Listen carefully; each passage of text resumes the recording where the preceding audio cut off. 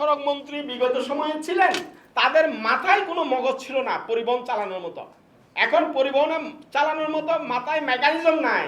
এটা আজকে থেকে রেগে যাচ্ছি না, যখন থেকে আমরা মনে করলাম এই ফিটনেসবিহীন যানবাহন মহামারীর মতো মানুষের প্রাণ কেড়ে নিচ্ছে, তখন থেকে কিন্তু আমরা এটা নিয়ে কথা বলা শুরু করেছি।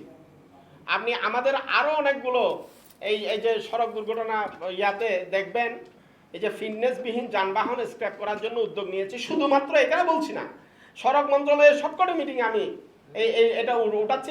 অলরেডি সরকার একটা স্ক্র্যাপ নীতিমালা তৈরি করেছেন, আমাদের দাবির প্রেক্ষিতে স্ক্র্যাপ নীতিমালা তৈরি করেছেন।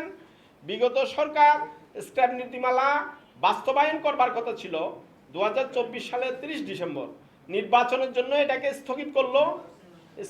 এই যে নির্বাচনের পরে এটা আবার বাস্তবায়ন হবার কথা, এখনো এটা স্থগিত আছে, কিন্তু এটা অনুমোদন হয়ে গেছে। আমরা ব্যাটারি চালিত একটি রিক্সাও উচ্ছেদের পক্ষে নই। আমার ওই যে প্রথমে বলেছিলাম আমাদের ব্যবস্থাপনার ঘাটতি আছে। আমি কোন সড়কে কাকে চলতে দিব তার প্রাধিকার আমি ঠিক করে দেই। আমার জাতীয় মহাসড়ক, আঞ্চলিক মহাসড়কে বাস চলবে, আমার উন্নত বাস নেটওয়ার্ক থাকবে। এক সময় আপনি যখন ছাত্র ছিলেন, আমি যখন ছাত্র ছিলাম, আমি জেলা সদর থেকে আমার উপজেলায় আমার বাড়িতে যেতাম বাসে করে, এখন আমি অটোতে করে যাচ্ছি, মোটরসাইকেলে যাচ্ছি। অথচ আমার বাসটা আরো উন্নত হবার কথা ছিল, বিপরীতে আমি পেয়েছি একটা অটো। এখন ব্যাপারটা হলো যে পৃথিবীর দেশগুলো কিভাবে যাচ্ছে, তাদের গণপরিবহনের পলিসি কি। আমরা রাজনৈতিক হানাহানি মারামারিতে আছি, মানুষের দুর্ভোগ নিয়ে আমাদের কোনো মাথা ব্যথা নেই, কোনো চিন্তা নেই, কোনো পলিসি নাই।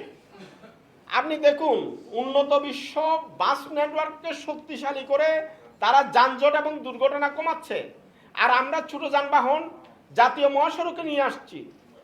আপনি যখন গণপরিবহন সংকট, তখন আপনার মতো মানুষ, আমার মতো মানুষও আমি ওই অটোতে চাপতে বাধ্য হচ্ছি।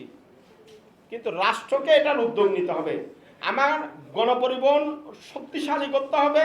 গণপরিবহন জাতীয় মহাসড়ক, আঞ্চলিক মহাসড়কে চলবে, শহরের প্রধান সড়কে চলবে, কিন্তু গলি সড়কগুলোতে আমি রেশনিং পদ্ধতিতে আমি ব্যাটারি চালিত রিক্সাকে ব্যবহার করতে পারি।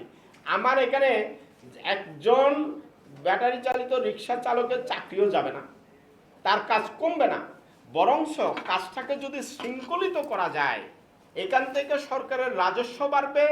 সরকার যদি তাদেরকে নিবন্ধন দেয়, লাইসেন্সিং এর আওতায় নিয়ে আসে, এখানে দুটো কাজ হয়, একটা সরকারের রেভিনিউ আর একটা হলো শৃঙ্খলা। এখন ব্যাপার হলো যে আমার ব্যবস্থাপনার, পুরা পরিবহন সেক্টরের ব্যবস্থাপনাই গলত। আমাদের যারা সড়ক মন্ত্রী বিগত সময়ে ছিলেন তাদের মাথায় কোনো মগজ ছিল না পরিবহন চালানোর মতো। এখন পরিবহন চালানোর মতো মাথায় মেকানিজম নাই। তাকে যদি প্রধানমন্ত্রী সড়ক মন্ত্রী বানাইয়া বসায় দেয়, রাষ্ট্রের দুর্গতি হবে, মানুষের প্রাণ যাবে, মানুষ ভোগান্তিতে থাকবে। এখান থেকে বেরিয়ে আসবার মতো কোনো আমাদের সুযোগ নাই।